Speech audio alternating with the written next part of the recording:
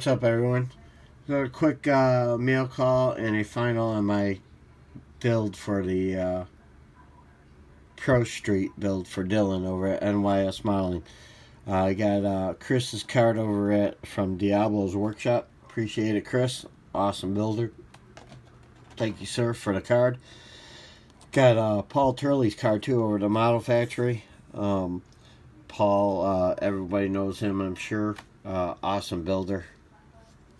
Puts a lot of detail into his builds. Thank you, Paul. I appreciate it for sending the card. And then I got Mike's card from Mike Lozano's Custom Model Shop. We had a little mix-up on this. He sent it, never made it.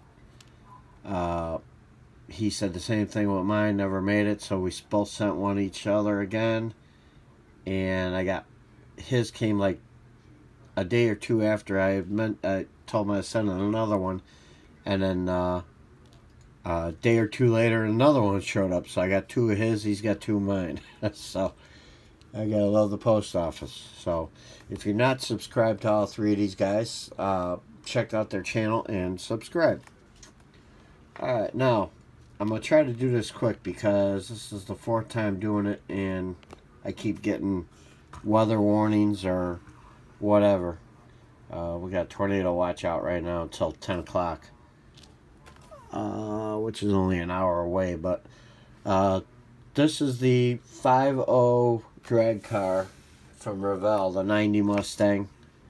It's not a bad kit. It's got some issues with the front suspension. It has you put in the engine, to the transmission point, mount it, and then put the interior tub onto the chassis, and then without any motor mounts or anything, then you put the body, the interior tub on. It's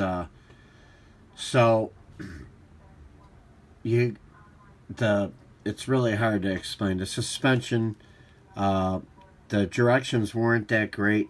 I didn't expect this much trouble from a Revell kit, but it is what it is. It's not a bad kit, but I probably wouldn't build another one. Other than the suspension issues, the only other issues I had was tires. The way they had the tires mounting on with some metal pins were kind of a joke, but I did this in Folk Art Black, flat black, and then I went over it with a satin clear. It looks like it's got a rough texture, but it's smooth. I also added a black stripe. You could see down the driver's side, down the hood, trunk, and the roof, and I went off to the side. It doesn't match up on the hood because of the cowl induction hood, so it don't look bad. I was gonna run it across at an angle. I didn't like the stripe being at an angle, so I just left it all on one side. And it also continues down on the bumper. I did not use the wing that comes in the kit. I was just vacuuming before I did this, and it's got dust all over it apparently. The taillights are two-piece. The white backup lights and then the red are two separate. I like how they did that. It actually went together pretty easy. Interior is just stock. I didn't even put any seat belts in it. I did a gray roll bar. You can see the roll bar right there.